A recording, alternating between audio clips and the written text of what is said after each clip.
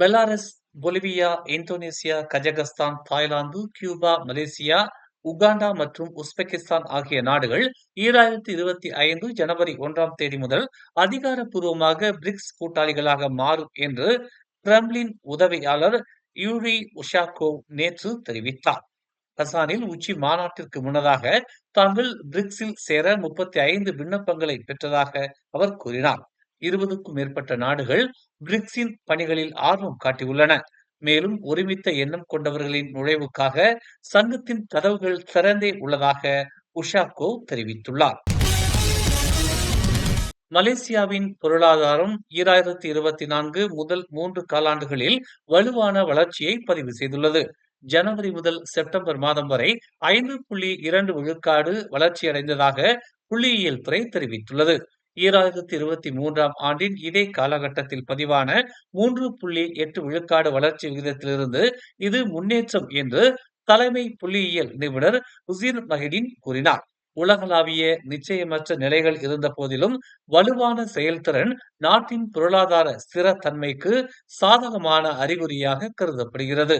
எனவே மலேசியாவின் பொருளாதாரம் நிலையான வளர்ச்சிக்கு தயாராக உள்ளது என்று அவர் இன்று மலேசிய பொருளாதார புள்ளியியல் மதிப்பாய்வு தொகுதி 2024 அறிக்கையின் வெளியீட்டில் கூறினார்.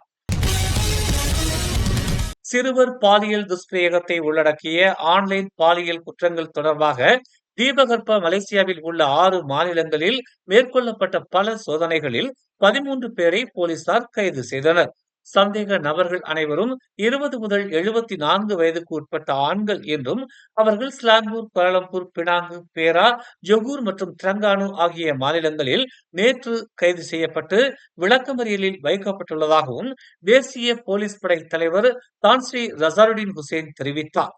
13 சந்தேக நபர்களின் வளாகத்தில் பயன்படுத்தப்பட்ட சாதனங்களை சோதனை செய்ததில் குழந்தைகள் பாலியல் துஷ்பிரயோகம் மற்றும் வயது வந்தோர் ஆபாச உள்ளடக்கம் கொண்ட 40,000 கோப்புகள் கண்டறியப்பட்டுள்ளதாக அவர் ஒரு அறிக்கையில் தெரிவித்தார். இதனை அடுத்து 7 கணினிகள், ஒரு மடிக்கணினி, 11 கைபேசிகள், 16 மோடம்கள் மற்றும் ரூட்டர்கள் பறிமுதல் செய்யப்பட்டன.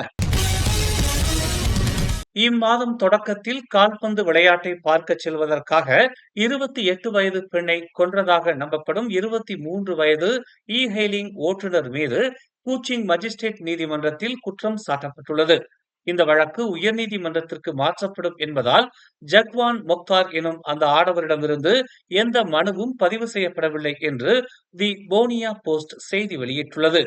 தண்டனை சட்டத்தின் 302வது பிரிவின் கீழ் குற்றம் சாட்டப்பட்டுள்ள நிலையில் இது மரண தண்டனை அல்லது குறைந்தபட்சம் 30 ஆண்டுகள் சிறை தண்டனை மற்றும் பெரும்படி தண்டனை வழங்க வகை செய்கிறது. ஜாமீனில் வெளிவர முடியாத குற்றம் என்பதால் ஜக்வான் மேலும் விளக்கமறியலில் வைக்கப்பட்டுள்ளார். மஜிஸ்ட்ரேட் ஷரீஃபா பாத்திமா அசூரா பிப்ரவரி 10ஆம் தேதி இந்த வழக்கை மறு செவிமடுப்புக்கு உத்தரவிட்டுள்ளார். நூருல் அசீகின் லான் எனும் பெண்ணை கடந்த டிசம்பர் 6ஆம் தேதி கொலை செய்து கம்போடியாவில் நடைபெற்ற AFC சாம்பியன்ஷிப் போட்டியை பார்ப்பதற்காக அப்பெண்ணின் நகைகளை கொள்ளையடித்ததாக ஜக்வான் மீது குற்றம் சாட்டப்பட்டது. பினாங்கில் நில விற்பனையின் போது நிதி மோசடியில் ஈடுபட்டதாக 27 வயது பெண் கைது செய்யப்பட்டுள்ளார்.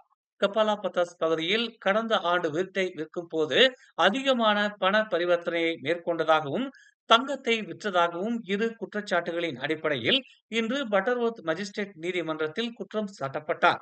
கடந்த ஆண்டு மே மாதம் 16,930 வெள்ளி தொகையை பெற்றதாகவும் அதன் பின்னர் மீண்டும் 1,10,900 வெள்ளி மதிப்பிலான தங்கத்தை பரிமாறிக்கொண்டதாகவும் பாதிக்கப்பட்டவர் புகார் அளித்ததன் அடிப்படையில் சம்பந்தப்பட்ட 27 வயது பெண் கைது செய்யப்பட்டார்.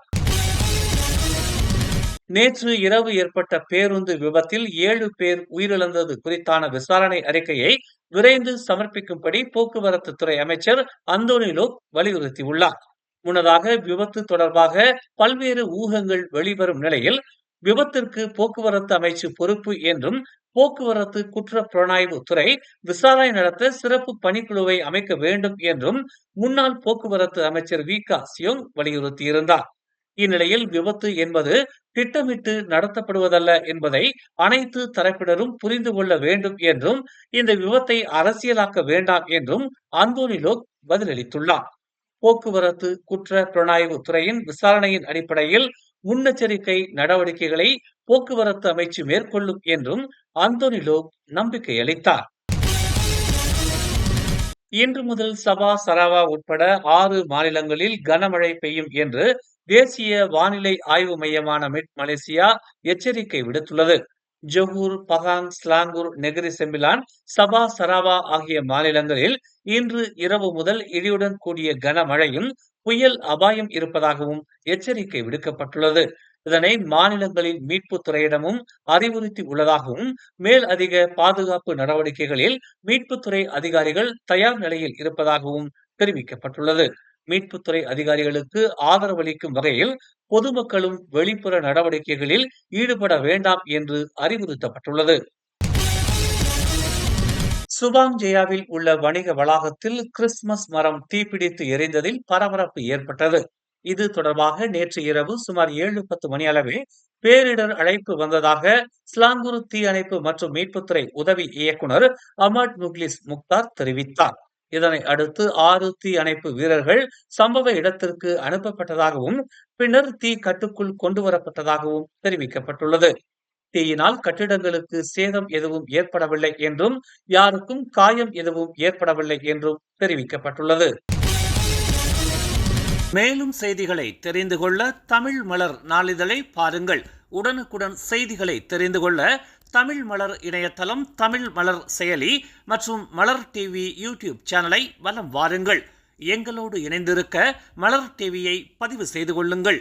உறவுகள் மகிழ்ந்திட விருப்பம் மற்றும் பகிர்வு சேவையை சொடுக்கிடுங்கள்.